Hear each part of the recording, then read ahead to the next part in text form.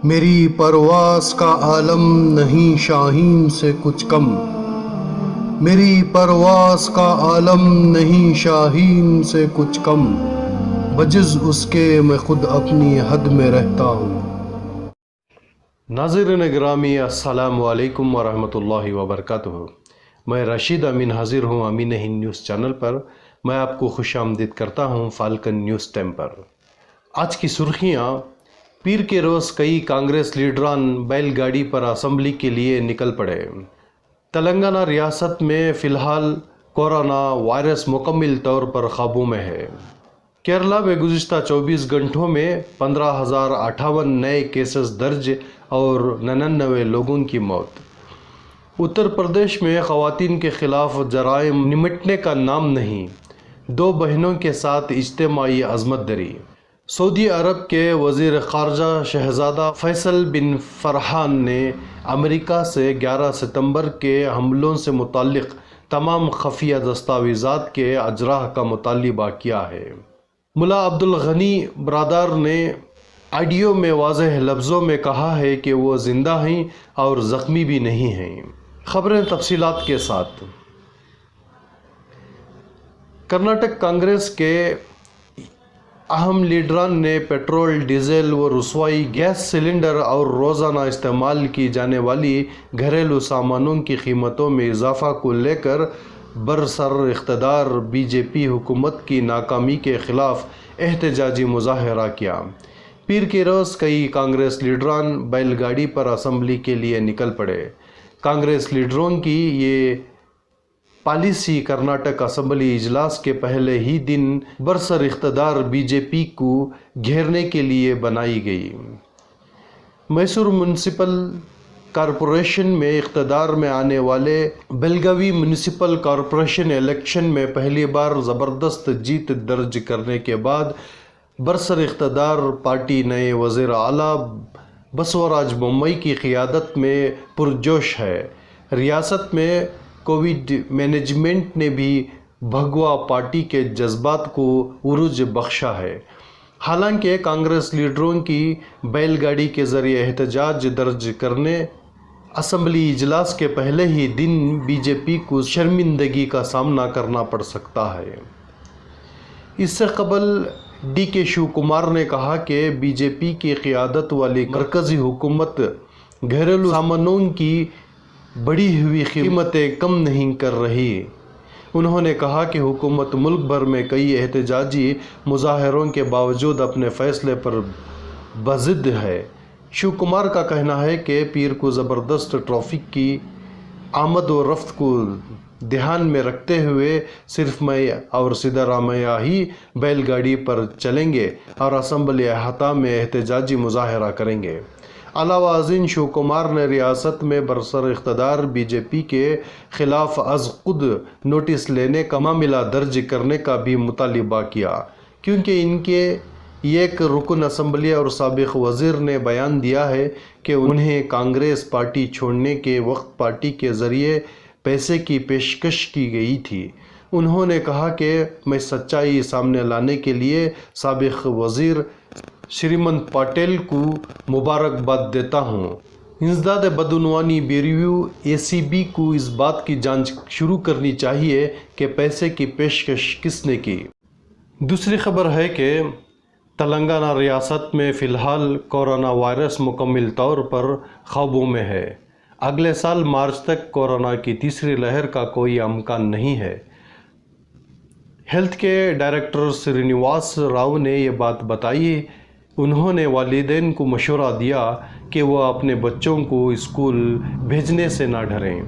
انہوں نے بتایا کہ ریاست بھر میں 1.5 لاکھ طلباء کا کورونا ٹیسٹ کیا گیا، جن میں سے صرف 57 طلباء کو کورونا وائرس سے متاثر پائے گئے ہیں۔ انہوں نے کہا کہ سب سے زیادہ کیس صرف کیرلا اور مہاراشٹر میں رپورٹ ہوئے ہیں۔ سرینیواس راؤ نے کہا کہ ریاست میں کورونا کا نیا ویرینٹ آنے پر ہی تیسری لہر شروع ہونے کے امکانات ہو سکتے ہیں۔ تب تک کوئی امکان نہیں ہے۔ انہوں نے کہا کہ روزانہ 3 لاکھ ٹیکہ دینے کا پروگرام شروع کیا جا رہا ہے۔ ٹیکہ ہی کورونا سے محفوظ رہنے کا واحد راستہ ہے۔ انہوں نے کہا اب تک ریاست بھر میں 49% افراد نے کورونا کا ایک ڈوز بھی نہیں لیا ہے۔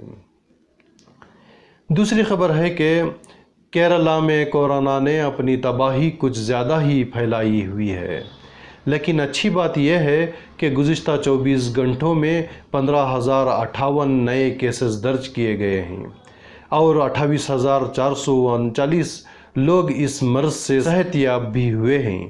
کئی دنوں تک 30,000 اور پھر 20,000 سے زائد نئے کیسز روزانہ درج کیے جانے سے ریاستی حکومت کی فکر میں بہت زیادہ اضافہ ہو گیا تھا، لیکن آج تقریباً 15,000 نئے کیسز سامنے آئے اور 99 لوگوں کی اس مرض سے موت ہوئی۔ دوسری خبر ہے کہ اتر پردیش میں خواتین کے خلاف جرائم تھمنے کا نام نہیں لے رہے ہیں۔ اب اٹاوا میں 2 بہنوں کے ساتھ اجتماعی عصمت دری کے واقعے نے انسانیت کو شرمسار کر دیا ہے۔ جرائم پیشوں نے نہ صرف اجتماعی عصمت دری کی بلکہ دونوں بہنوں کی بے رحمی سے پٹائی بھی کی۔ پولیس نے اس تعلق سے 3 ملزمین کو گرفتار کر لیا ہے۔ دونوں بہنوں نے تینوں ملزمین کے خلاف اٹاوا ضلع کے سیفی تھانہ میں شکایت درج کرائی ہے۔ سیفی تھانہ انچارج محمد حامد صدیقی نے اس تعلق سے جانکاری دیتے ہوئے کہا کہ اغوا کرنے والے نوجوان دونوں بہنوں کو ایک دکان پر لے گئے اور ان کے ساتھ عصمت دری کی۔ ایک شکایت دہندہ کے مطابق ملزمین نے دونوں بہنوں کی بے رحمی سے پٹائی بھی کی ہے۔ دوسری خبر ہے کہ سعودی عرب کے وزیر خارجہ شہزادہ فیصل بن فرحان نے امریکہ سے 11 ستمبر کے حملوں سے متعلق تمام خفیہ دستاویزات کے اجرا کا مطالبہ کیا ہے۔ ان کا کہنا ہے کہ امریکہ کی منکشف کردہ نئی خفیہ دستاویزات سے بھی اس امر کی توثیق ہوئی ہے کہ سعودی عرب ان حملوں میں ملوث تھا اور نہ اس کا کسی قسم کا کوئی کردار تھا۔ شہزادہ فیصل نے اتوار کے روز الریاض میں آسٹریوی ہم منصب الیگزینڈر شیلنگبرگ کے ساتھ پریس کانفرنس میں کہا کہ سعودی عرب دہشت گردی کے خلاف جنگ میں امریکہ سمیت عالمی برادری کا شراکت دار ہے اور ہم ہمیشہ اپنے اتحادیوں کے ساتھ مل کر کام کریں گے۔ آسٹریوی وزیر خارجہ نے کہا کہ سعودی عرب کا خطہ کی سلامتی اور استحکام میں اہم کردار ہے۔ سعودی وزیر خارجہ نے کہا کہ حوثیوں کے حملوں سے ابھا کے بین الاقوامی ہوائی اڈے اور سعودی عرب کے شہر الدمام جیسی شہری تنصیبات کو خطرہ لاحق ہے۔ انہوں نے مزید کہا کہ سعودی عرب حوثیوں کے کسی بھی حملے کا جواب دینے اور ان کی کسی ہدف کو نشانہ بنانے سے دریغ نہیں کرے گا۔ ایرانیوں نے سعودی عرب کے اس موقف کا اعادہ کیا کہ ہم ایران کو جوہری ہتھیاروں کے حصول سے روکنے کے لیے بین الاقوامی کوششوں کی حمایت کرتے ہیں۔ ان کا کہنا تھا کہ ایران نے 6 عالمی طاقتوں سے طے شدہ جوہری سمجھوتے کا احترام نہیں کیا ہے۔ ان کا کہنا تھا کہ سعودی عرب ایران کے جوہری پروگرام کے بارے میں ایک طویل المیعاد اور مضبوط سمجھوتے میں دلچسپی رکھتا ہے۔ ہم یہ چاہتے ہیں کہ ایران کا جوہری پروگرام پرامن ہو اور اس سے خطے میں امن و استحکام میں مدد ملے۔ دوسری خبر ہے کہ یہ خبر زور و شور سے گشت کر رہی ہے کہ طالبان کی اندرونی لڑائی میں افغانستان کے نائب وزیر اعظم ملا عبدالغنی برادار کی موت ہو گئی ہے یا پھر وہ زخمی ہیں، حالانکہ اس سلسلے میں ابھی تک کوئی تصدیق نہیں ہو سکی ہے۔ اس درمیان نائب وزیر اعظم کا ایک آڈیو پیغام سامنے آیا ہے جس میں انہوں نے اپنی موت ہونے یا پھر زخمی ہونے کی خبروں کی تردید کی ہے۔ ملا عبدالغنی برادار نے آڈیو میں واضح لفظوں میں کہا ہے کہ وہ زندہ ہیں اور زخمی بھی نہیں ہیں۔ میڈیا ذرائع سے موصول ہو رہی خبروں کے مطابق طالبان کے ترجمان محمد نعیم نے ملا عبدالغنی برادار کا آڈیو پیغام ٹویٹ کیا ہے۔ حالانکہ ابھی تک ملا عبدالغنی برادار کی کوئی ویڈیو سامنے نہیں آئی ہے۔ عبدالغنی برادار کی آڈیو سے ان کے ہلاک ہونے یا پھر زخمی ہونے سے متعلق خبر کی تردید ہو گئی ہے۔ لیکن طالبانیوں میں اندرونی جد و جہد کی خبریں لگاتار سامنے آ رہی ہیں۔